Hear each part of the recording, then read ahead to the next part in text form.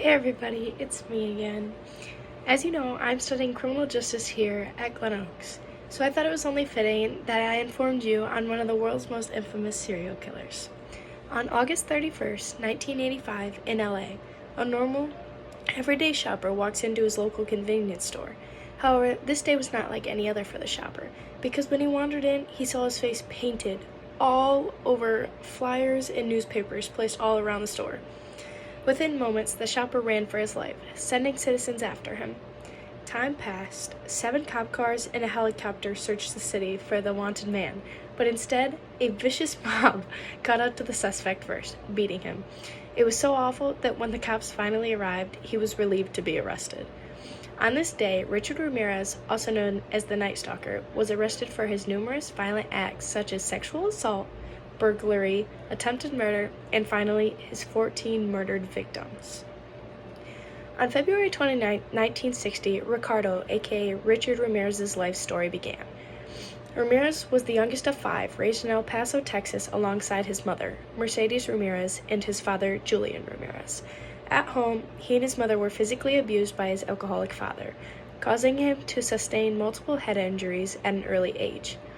One injury was so severe that it reportedly caused him to have epileptic seizures. As a result of this, Richard spent most of his time alongside his cousin, Miguel Ramirez. Unfortunately for Richard, his cousin was still not the best influence on his life. During his time in Vietnamese, Miguel had raped, tortured, and dismembered several Vietnamese women. And sickeningly, he had photographic evidence to prove it. He often showed Little Richie photos of the horrors he inflicted upon the woman. The following year, Ramirez was a witness to the fatal shooting of his cousin's wife. After this very traumatic incident, Ramirez began breaking into homes. He then decided he was not fit for high school. Richard dropped out and moved to Los Angeles. One may believe that he moved to start over and correct his past, but that was in fact not the case. He continued to commit crimes and was briefly imprisoned for stealing a car. Ramirez committed his first known murder in June of 1984, raping and stabbing a 79-year-old widow. Ramirez's cool-off period was about 8 months before he decided to start killing again. Most of Ramirez's murders were committed during home invasions in Los Angeles area.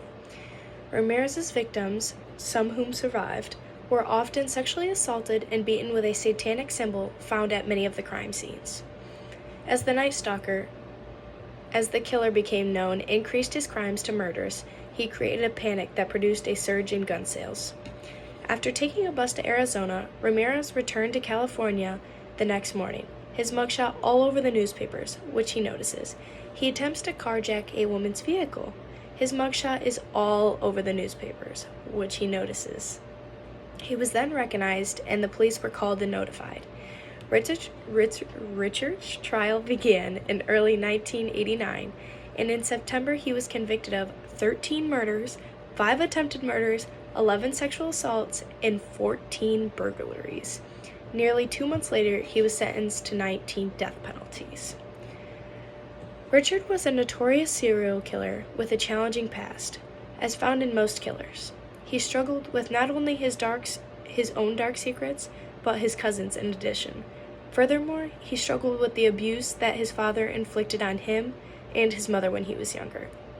Over time, what he wrestles with internally turned into a life of crime and petty theft and progressed to rape, assault, and ultimately murders.